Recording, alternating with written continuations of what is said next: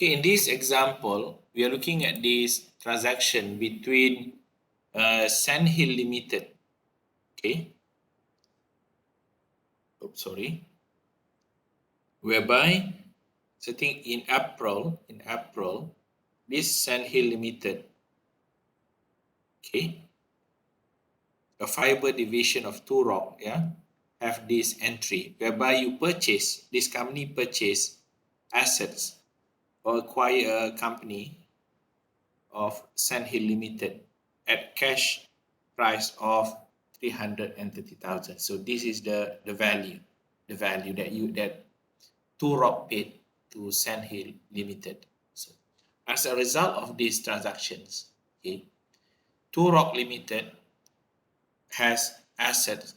PPE was 180,000, inventory 60,000, the brand 40,000 and 50,000. Let me put a note here. So when we do acquisition of company, always remember that we're going to use the fair value. We're going to use the fair value. So this is what we spend, and this is the fair value of these assets. We have here PPE and inventory. So this is very straightforward, yeah? PPE and inventory. At the same time, we also have brand and patent. So this is appears or happened during the acquisition process. The patent would be depreciated over 10 years useful life. However, this would need to be reassessed upon application of the fibrous compound to the air-sea filtration system. When you send your products, your technology to be patented, you need to pay a certain amount of money. This alternative use may extend the expected useful life of the product, hence of the patent. The brand name will be depreciated over the same useful life of patent. So the useful life of the brand name is 10 years. So I did mention before that the internally generated brand name are not allowed, all right? But in case of acquisition, yes, because it's expected that the brand name has no real value unless backed by the patent. So if you're looking at this, we'll discuss the acquisition, the amortization later on when we reach that part. The company would then capitalize development cost of 45,000 in month of June. There's example. The marketing cost in June 25,000 will be expensed because that is not part of the development process. Marketing is just a normal expenses. It's not related to the product. Okay, so next one is about goodwill. What is goodwill? I did mention that goodwill is one type of internally generated goodwill. So we have this internally generated goodwill. At the same time, this goodwill also arises when we acquire another company as our subsidiary. So goodwill is not intangible asset as it is not separable. It's not separable. You cannot separate goodwill from others. Entity does not have legal or contractual right to the asset. This is what internally generated assets. Internally generated goodwill. Internally means you cannot put it as assets. Why? You cannot separate that goodwill from other assets and you don't have any legal or contractual right to the assets. Okay. So internally generated goodwill shall not be recognized as asset. The reason for non-recognition of internally generated goodwill is that the cost of the asset cannot be measured reliably. So always remember, we want to record anything as asset. One of the element is we can measure the cost reliably. So goodwill cannot, not goodwill, internally generated goodwill cannot be recognized as assets. Okay. Purchase goodwill, yes. Purchase goodwill, yes, can be included as assets. Okay, this is an example of measurements for intangible asset for Qantas. Here we have airport landing slot. What does it mean? The airport landing slot are stated at cost less any accumulated in-payment loss. Then they have software here. Software is stated at cost less accumulated amortization and in-payment loss. Software development expenditure, including the cost of material, labor, and other direct costs, is recognized as asset. This is talking about development cost, yeah? Development cost. Okay. Software development expenditure. Okay. Okay. When Qantas Group control future economic benefit as a result of costs incurred, it's probable that the future economic benefit will eventuate and the cost can be measured reliably. So this is the example about development cost. So brand names and trademark. Brand name and trademark are carried at cost less accumulated in payment loss. The customer contract relationship. This is the customer contracts, okay, relationship.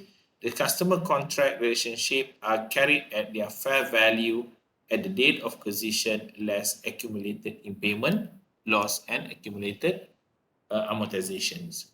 So in short, I can sum the recognitions measurement rule into these two in this diagram. The first one, whether it's going to be internally generated or separate acquisition or acquired business combination. So we have three situations. Separate acquisition, for example, you buy the software, it's very easy. The benefit to the entity are probable, yes, always meet that. When you buy a software, for example, you have this benefit certainly. The cost can be measured, yes. So what you're going to do is you're going to measure it using the cost plus directly attributable cost. Yeah. If you acquire it as part of the business combination, certainly you bring benefits to the business. You can measure the cost, and we're going to use the fair value of that assets. The fair value of that assets. For internally generated intangible asset, you need to divide into two. Either it fall under research or development. It fall under research. You cannot not sure about the benefit. You're not sure whether you can measure the cost reliably or not. Certainly, you cannot sure whether it gives you benefit. So this one will not be recognized as intangible assets. For development, phase, you must pass all the six tests as in para 58. Okay, and you're not allowed to recognize asset in para 63. Yeah, for example, relating to brand and so on. So how you're going to use, what kind of measurement you're going to use? You're going to use the cost measures. That is limited to those incurred after para 57 criteria are met. Okay, so it's good to know the cutting point. This is the cutting point. So this is when you pass all the six tests. So period before this, it go under expand. Period after this, it go under development assets. Development asset. This will go as assets. Okay.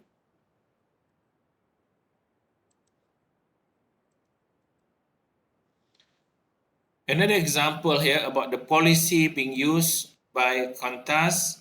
Okay, we have here intangible assets. Goodwill, for example, stated at cost less accumulated in payment loss. In payment loss, normally I use IL. IL is for in payment loss. Airport landing at cost less accumulated in payment loss. Software cost less accumulated amortization and in payment loss. You did provide amortization for the software. For brand, cost less accumulated in payment loss. Customer relationship, customer contract at the fair value less accumulated in payment loss. Contract intangible asset cost less accumulated in payment loss. So this is just example on accounting policy used by Qantas. Next, let us move to amortizations. For property, plant, and equipment, we have depreciation, while for intangible assets, we are going to amortize the assets. What is it by amortize? Similar with depreciation, there is systematic allocation of depreciable amount of the intangible asset. We don't call it depreciation, we call it amortization expense. So the depreciable amount is defined as the cost of assets or other amount substituted for cost less its residual value. So that will be your depreciable amount. So for some types of asset, they have as asset have finite useful life, limited useful life. So we are going to use the same principle as depreciating property. So we can use the straight line method, whereby we're going to divide the depreciable amount with the number of years. Okay. What is the residual value? Residual value of intangible asset with finite life, normally we assume it to be zero. So for indefinite useful life, we are not sure when the useful life, when the asset will last. So we assume it's going to run forever. So we don't provide amortizations for that asset. So no amortization for indefinite useful life for this kind of assets. So useful life, however, should be reviewed each year. Each year you need to evaluate the value of assets in that case, and we will provide impairment loss if there is any loss in the value of that assets.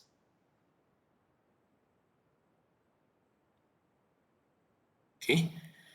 Next, we move to the measurements, subsequent measurement of to the initial recognitions. Okay. With intangible assets, the revaluation model can only be used if the fair value can be measured by reference to an active market. Okay. So you need to do accumulated amortization. Sorry, the accumulated amortization is eliminated at the time of revaluation. So you're going to offset or to close the accumulated amortization account when we revalue the asset. Same goes like when we did our property, plant, and equipment. When we do revaluations, the first thing that we're going to do is we're going to calculate the depreciation until that date, and then we're going to close our accumulated depreciation accounts. So, however, not all intangible asset can be measured using the revaluation model because this is very subjective, as I mentioned. So subsequent expenditure is used to maintain the expected economic benefit embedded in the existing assets. Subsequent expenditure on process research and development, the principle should be expend any research expenditure, expend any development expenditure, capitalize development expenditure that meet the recognition criteria. So this is the six tests.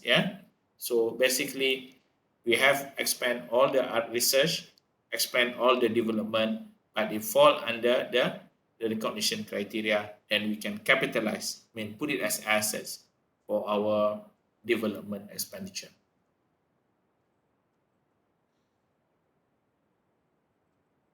So the last part will be disclosure. How are we going to disclose? How are we going to disclose this in our accounts? Okay. Number one is disclosure for intangible asset are based on classes of asset. An entity must disclose the carrying amount of that asset where it requires the entity to disclose if the entity perform any revaluation. So they have to make it clear when is the revaluation took place, the carrying amount of the revalued assets, and whether there is any asset revaluation surplus ARS involved there. The ARS. So you need to disclose this. Example of the disclosure related to a Rio, yeah, Tinto company is they have this exploration and evaluation. This E&E normally for oil and gas company, yeah, oil and gas company. They have this exploration and evaluation, like maybe Dubai Petroleum or something like that. They have this exploration and evaluation. This is their assets, yeah. They perform testing, and then once they identify that there is high chance economic feasibility and technical feasibility to extract the oils from the ground, and from there they can start capitalize the expenditure. We have patent and trademark, contract-based intangible asset, other intangible asset. So we start with our opening balance on 1st January. So this is balance. Okay. Since this company run established in other parts of the world, when they do, when we prepare the account, we need to adjust for the currency. Any additional expenditure for that year, additional exploration and evaluation, if you spend more on that, so that will increase the value of your assets. And then if there is any amortization, you're going to minus any amortization, any impairment. If you dispose your assets, you're going to minus that disposal, transfer, and other movement. Okay, that will give you your net value, net book value of your exploration, your intangible assets. Okay, okay. So the same goes for other type of assets. Okay, you need to do some adjustment over there. And at the end of the month, at the year, you can see you also need to put here the cost involved, the cost involved, and the accumulated impairment loss. Accumulated impairment loss. So the cost minus accumulated impairment loss, that will give you the carrying amount of your intangible assets, the carrying amount of your tangible assets. So if you minus here, your cost will be minus will be 233. This will be 233. Yeah. This will be 59. This will be 1982. Yeah. Similar with this will be 505. So this is the reporting thing that you need to disclose in the notes of the accounts. Okay. Okay. This is for the previous year, 2017. Yeah, 2017. And then the detailed explanation about what is your accounting policy, what are the treatments, what is the estimated useful life for intangible asset must also be disclosed in the notes to the accounts. For example, here patent, trademark patent, you put that the trademark patent is 14, yeah. You do some calculation there, finish, okay. For example, what the calculation the model useful life has been to determine 14 to 20 years. Yeah. For contract, water 2 to 45 years. This one is 5 to 15 years. So for the internally generated intangible asset and computer software, 2 to 5 years. Other intangible 2 to 20. It's up to your judgment. Yeah. Okay. As a conclusion, I can say that intangible assets have three characteristics. Yeah. Identifiable, non-monetary, lack of physical substance. Okay. The recognition and measurement of intangible assets differs depending on how the asset is generated. Yeah. Whether you buy that intangible asset as separate assets, as part of separable assets. Another one is the internally generated intangible assets. For internal intangible asset acquired as separate asset, the probability recognition criterion is always met and the reliable measurement is usually met. So we use the cost. If you buy the computer software, just use that figure as the cost of your software. For intangible asset acquired as part of the business combination, both the probability and reliability measurement are normally met. However, we are going to use the fair value at the acquisition date. Yeah. And for internally generated intangible asset, we classify that into two: research or development. Research outlay are expand, all go to income statement. Development will go to income statement as well, unless they pass the sixth criteria, the sixth test. Okay, if they pass the sixth test from the date that date forward, yeah, it will fall under assets, intangible assets. Okay, so internally generated goodwill is never recognized. Cannot put have your goodwill is assets, intangible asset, but internally generated goodwill cannot be recognized as intangible asset. Amortization of intangible asset requires an assessment of whether asset have finite or indefinite useful life. Yeah, if it has a finite useful life, so you need to provide amortizations. Okay. Subsequent to the initial recognition, the cost model or duration model, we can use the revaluation model. However, there are restrictions. It's quite difficult to value the assets model, to value the intangible asset. So normally what we did is most of the time we assess the estimated value, and we also provide impairment loss if there is any reduce in value of the intangible assets. I think that's it for me today.